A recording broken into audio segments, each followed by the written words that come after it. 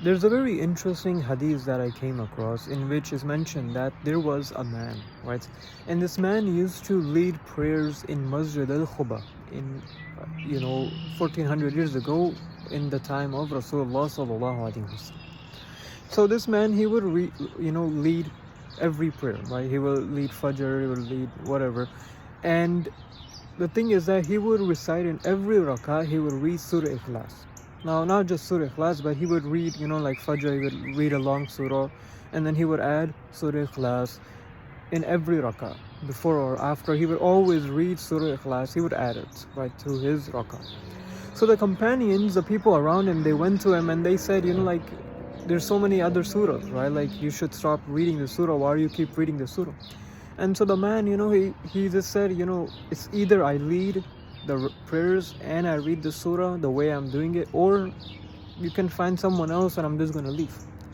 So the people, they're like, we still want you to lead the prayers, but we just don't want this to happen. So they went to Rasulullah sallallahu alaihi wasallam and they told him, this is the case, that there's this man who's reading, Surah Ikhlas in every rakah. So Rasulullah sallallahu alaihi wasallam asked him, why are you reading Surah Ikhlas in every rakah?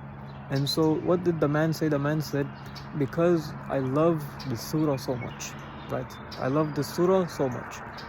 And so Rasulullah sallallahu alaihi wasallam, he said that your love for the surah will admit you to paradise, right? This is so interesting, right? Because this surah, most of us, we read this surah. Why? Because it's short, right? Every rakah, most people, they're reading the surah because it's so short. But the companions, and this Sahaba particularly, he's reading this.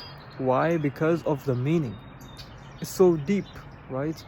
Qul huwallahu ahad, say He is Allah who is one, right? Like, saying this feels so nice because there's people around us who are saying so many weird things. So we are saying Qul huwallahu ahad, say He is Allah who is one. There's people who are saying there's a million gods, right? Allahu samad, right? Allah who is the eternal refuge. Lam yalid wa lam yulad. He neither begets nor is born, right? There's so many people, like the Christians, they say Jesus is God, Allah forbid, na'uzubillah, right? So Allah is saying what? Lam yalid wa lam yulad. He neither begets nor is born. Right? So it feels so nice. And then walam yakul lahu kufuwan ahad, that there is no one like Him. There's no equivalent to Him. Right? So it feels so nice and beautiful to read this surah. So we should try understanding this surah so we can also understand why it's so beautiful.